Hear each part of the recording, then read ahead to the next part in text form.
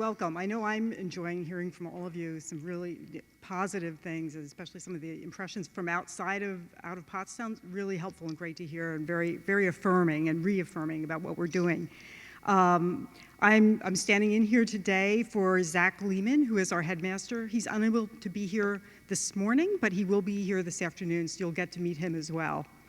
I also would be remiss in that role if I did not take a moment to acknowledge Twyla Fisher for her work on behalf of the Hobart's Run initiative, and also her extensive collaboration with organizations in town and in the region that together are working equally hard to revitalize our shared hometown. Through Hobart's Run, the Hill School is committed to doing something that, to our knowledge, no other small independent high school is doing, which is very daunting. There have been a lot of partnerships between universities and colleges with their communities, but we don't know of any high schools that are trying to tackle this. But if you've had the opportunity to see Twyla literally rolling up her sleeves during a neighborhood cleanup or presenting ideas to a very diverse group of residents, you will know that she is just the right person to guide this neighborhood effort for the Hill School and for Hobart's Run. And with her combination of education, knowledge, experience, and I have to say, her genuine kindness, she is truly the best person for this. I'd also like to share a few facts that demonstrate the Hill's other contributions to Pottstown, including some points that rarely make headlines. Although we are a nonprofit, the Hill School does pay real estate taxes on quite a few of our properties. In 2017, the Hill School paid more than $108,000 in real estate taxes. We paid $25,000 to the borough for economic development and $12,500 to PAID.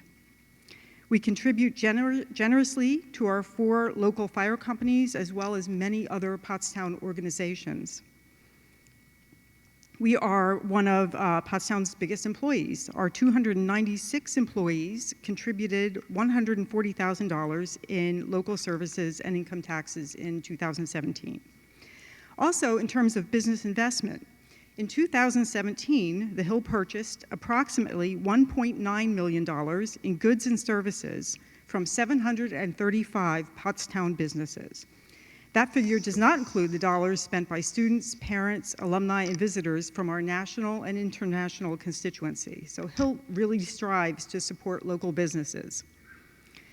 As recently announced in the local paper, the Hill will give $200,000 to the borough of Pottstown for police vehicles over the next 2 years. We also are contributing $100,000 toward the borough's security program. This is the camera program that Justin mentioned. This is made in support of our borough, in support of our outstanding police department, and also based on extensive research that the school and Hobart's Run has done into what other communities have done to help turn the corner on different issues and to be successful. We've done a lot of research, including Lancaster is a very good example where security cameras made a real impact. So we are happy to support those efforts in the borough. Even though, as Justin also referred to, sometimes the perceptions of crime in Pottstown are not, in fact, fair and accurate. But we also know that regardless of the city or town, community policing and crime prevention play critical roles in ongoing economic development efforts, as well as overall safety. And we are, again, very pleased to provide these funds to Pottstown's police and the borough and to support their invaluable work. So some other news from the Hill. Construction plans here are underway for greatly needed renovations to Hill's historic dining hall. I know many of the people in this room come out to the Hill for community breakfast meetings about once a month where we hear from different speakers and so forth. There's a lot of behind the scenes things that are going to be happening to improve that room and that experience without taking away from the beautiful architecture. We will officially break ground for this $15 million restoration and improvement project in June 2018, and it should be completed by December 2019. The huge white structure you may have seen outside the building when you came in is the temporary dining facility that our students will begin to use while workers are updating our very old kitchen and dishwashing facilities, repairing the floor, adding air conditioning, which summer campers from all over the region will appreciate when they come to our camps if we actually ever get summer in Pottstown. And also we'll be restoring the beautiful dining hall itself. Despite a highly competitive market for independent boarding schools, Hill is fully enrolled for next year. 520 students hailing from local families, as well as 28 states and 23 countries, will call Pottstown their home. Our new hires for next year will include 2 people who will interact with our community through our facilities, which we share with Pottstown, and through our programming. Replacing Bert Miriam, who is retiring, will be our new director for the Center for the Arts, Chris McGriff, who will be coming from Chicago.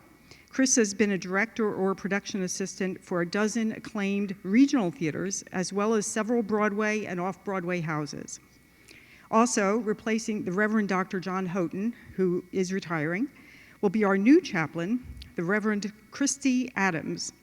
Pastor Adams has worked as a chaplain at both Georgetown University and Azusa Pacific University, and she serves as a program administrator for the Center for Black Church Studies at Princeton Theological Seminary, a counselor for young adults at the Christian Wellness Center of New Jersey, and she is an associate pastor at First Baptist Church of Lincoln Gardens in Somerset, New Jersey.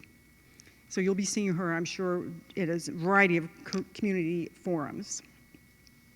Next year, Hill will expand upon its community service offerings, such as the ongoing Pottstown Cares, tutoring and other after-school programs, and activities such as the community track night held up on our track.